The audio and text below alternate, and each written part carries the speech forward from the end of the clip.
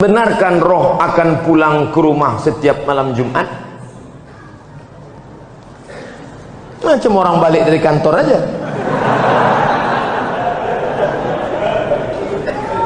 Roh itu tempatnya 3. Buka judul kitabnya Roh. Nama penulisnya Ibnu Qayyim Al-Jauziyah. Yang pertama, letak roh orang baik-baik tempatnya Illiyin. Ruh orang yang jahat-jahat tempatnya sijjin. Yang ketiga, Allah kuasa mengendalikan ruh. Ruh bisa balik, ruh bisa masuk ke kubur, ruh bisa merasakan azab kubur, ruh bisa menengok orang ziarah. Tapi kita tak tahu kapan dia baliknya, harinya, segala macam. Kalau ada yang mengatakan ruh balik hari Jumat, bukan hadis Nabi, tapi pendapat ulama, ijtihad ulama. Tapi pendapat yang kuat bahwa roh itu 3. Pertama, ditempatkan di Illiyin. Yang kedua, yang jahat-jahat di sijjin. Yang ketiga, ada saatnya Allah Maha Kuasa menempatkan dia di mana. Seandainya nanti tiba-tiba waktu Abdul Somad meninggal, ada jamaah masjid Al-Muslimin kerasukan, dipanggillah Ustadz Musdar Ruqyah. Allahu la ilaha qayyum la ta'khudhuhu sinatun wa la naum. Aku Abdul Somad. Betul kau nih, kata Ustadz Musdar. Kita sama-sama di Mesir dulu. Betul, jangan tanya lagi. Kalau memang betul, pernah ceramah dulu di Masjid Al-Muslimin? Pernah. Hari apa tuh? Hari Senin malam Selasa tanggal 26 malam 27. Dia, maka itu bukan ruh Abdul Somad, tapi jin qarin. Karena setiap kita yang lahir ini ada jin pendamping yang ikut waktu kita lahir. Jin saya ikut nih, maka ketika saya mati dia tak mati, dia hidup. Dia tahu kemana jadwal-jadwal saya, bisa ditirunya suara saya. Kalau memang betul kau Ustaz Somad, coba ceramah. Assalamualaikum. Dia nih, bukan. Itu bukan roh, karena roh tak bisa dipanggil. Kalau bisalah roh dipanggil, maka bisalah dipanggil roh Nabi Muhammad SAW untuk ditanya mana hadis sahih, mana hadis dhaif, mana hadis palsu. Oleh sebab itu maka jangan mudah dengan nanti datang penipu-penipu yang mengaku bisa memanggil roh si fulan, memang jelangkung. Jelangkung jelangsik, datang tak diuntang, balik tak dijemput, keranjang arang. Yang ketawa berarti udah tua. Anak-anak sekarang mana dia tahu? Dulu kamu zaman-zaman porkas. Tahu juga Ustadz tuh. Enggak, saya tak pernah manggil. Ustadz, sebenarnya berapa kali Nabi Muhammad haji dan umrah? Pindah dari kota Makkah ke kota Madinah Al-Munawwarah. Tahun 1 tak ada, tahun 2 tak ada, tahun 3 tak ada, tahun 4 tak ada, tahun 5 tak ada, tahun 6 mimpi sahabat. Pas paginya, ya Rasulullah, ya, malam tadi aku mimpi. Apa mimpimu? Malam tadi aku mimpi kita melihat Nabi bercerita, sahabat pun meyakini. Malam tadi aku mimpi melihat kita tawaf, sa'i dan tahallul. Berarti itu wahyu dari Allah Subhanahu wa taala. Maka kalau begitu mari kita ke Makkah. Mereka pun ramai-ramai menuju Makkah untuk melaksanakan umrah. Tapi sampai di Hudaybiyah. Hudaybiyah ini 22 km sebelum masuk Makkah, dihadang oleh kafir Quraisy, tak jadi masuk. Maka disebut umrah itu umrah tak terlaksana, diqadha tahun ke-7. Maka Nabi umrah 4 kali. Tahun ke-6, tahun ke-7, tahun ke-8 pembebasan kota Makkah, tahun ke-10 saat melaksanakan haji wada. Umrah 4 kali, haji 1 kali. Nah, jadi Bapak Ibu yang mau melaksanakan umrah tahun 2020, kita berangkat bulan Januari, umrah akbar bersama Ustadz Somad, bersama Travel Grand Safa Naudi. Kok ke situ pula perginya Pak Ustadz? Entah, itu yang ditanyanya tadi. Saya umrah setahun sekali aja, tak pernah pergi tiap bulan, sekali, bulan Januari saja. Kenapa Ustadz pilih bulan Januari? Dingin, saya tak tahan panas. Panas menggelitar jantung. Haji Pak Ustaz, haji Nabi sekali aja. Bapak Ibu yang sudah haji jangan pergi haji lagi. Berapa biaya pergi haji? ONH plus 100 juta. Bagus buatkan kelas untuk anak yatim. Assalamualaikum. Waalaikumsalam. Ini kenapa anak yatim banyak betul di panti ini? Tak ada kelas Pak Haji. Berapa biaya buat kelas 1? 100 juta. Buatkan. Duitnya Pak Haji, nanti kita cari. Kasihlah duit itu. Satu kelas 100 juta. Itulah yang akan menolong di hadapan Allah SWT. Bolak balik pergi ke Makkah. Haji tiap-tiap tahun. Ini tolong anak fakir miskin celananya koyak tak bisa membayar uang sekolah, maka haji sekali saja, sisanya gunakan untuk menolong orang-orang susah. Setuju? Tak setuju pun tak apa-apa. Tapi tengok aja lah. Ustaz, saya ingin tanya, apa hukumnya jika seorang sudah bercerai masih berdua-duaan dalam kamar?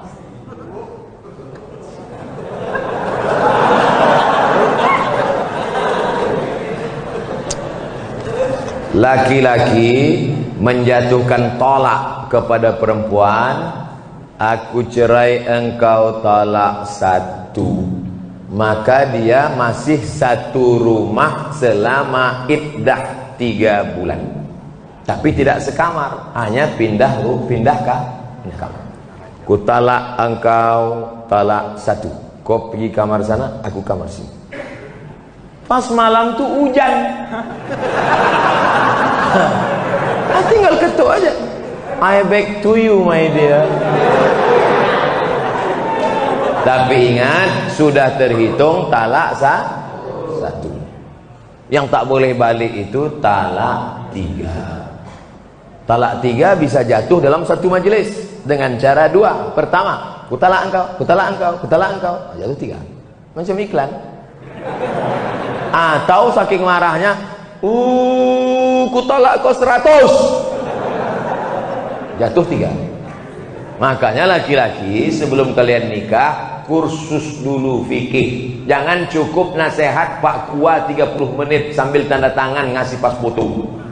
Tak cukup, tak ngerti masalah fikih. Nah, ini dia sudah talak, tapi tak disebutnya, entah masih ada iddah, entah tak ada iddah. Kalau masih ada iddah, berdua-dua dia, berarti itu sudah rujuk. Kalau berdua-dua kalian di kamar tuh, itulah rujuk itu. Rujuk kalian. Anda cuma berdua-dua aja. Rujuklah tuh.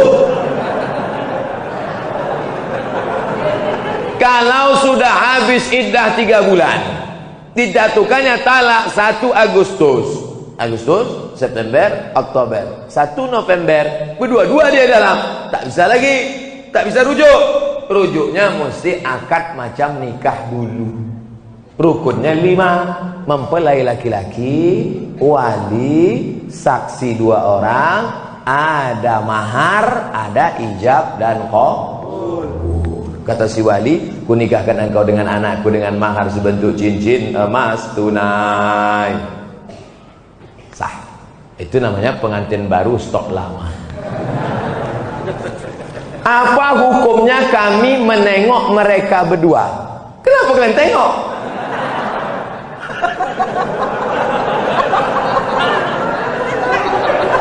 Man ra'a minkum mungkaran, siapa di antara kalian menengok kemungkaran, falyughayyirhu biyadihi, robah dengan tangan.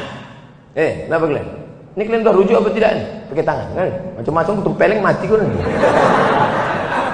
Fa illam yastati, kalau tak sanggup dengan tangan, fa bilisani, dengan lidah. Kalian kenapa berdua-dua ini? Ada iddah atau rujuk atau cemana kalian nih? Kami dah rujuk, Pak. Kenapa tak ngasih tahu? Segan kami, Pak. Tak sanggup dengan lidah, fa biqalbi. Rupanya dia preman, bertatu, anting-antingnya aja sebesar lubang hidung. Tak berani dengan tangan, tak berani dengan lidah. Diam aja lah, macam orang pau.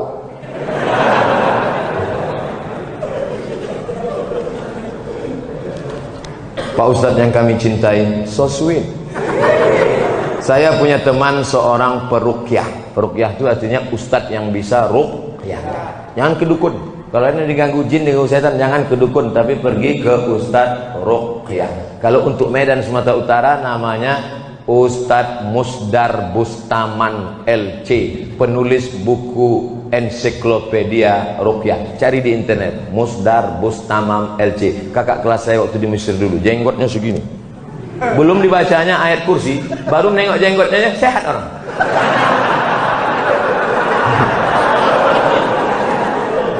Tak percaya, coba jumpain. Tapi saya menengok dia jarang sholat, berarti dukun. Apalagi sholat berjamaah. Apakah setiap bacaan yang dibacanya mendapat keberkahan Pak Ustadz? Maka casingnya ruqyah, tapi isinya berkawan dengan jin. Idza ra'aitar rajul, ini kata ulama tasawuf. Idza ra'aitar rajul, kalau kau tengok ada orang yatiru fil hawa, bisa terbang di atas awan, yamsi 'alal ma', berjalan di atas air, terbang di atas awan, berjalan di atas air. Jangan kau sangka dia wali Allah, tapi tengok bagaimana dia melaksanakan perintah Allah. Tak solat, wali setan. Solat sikit, wali murid.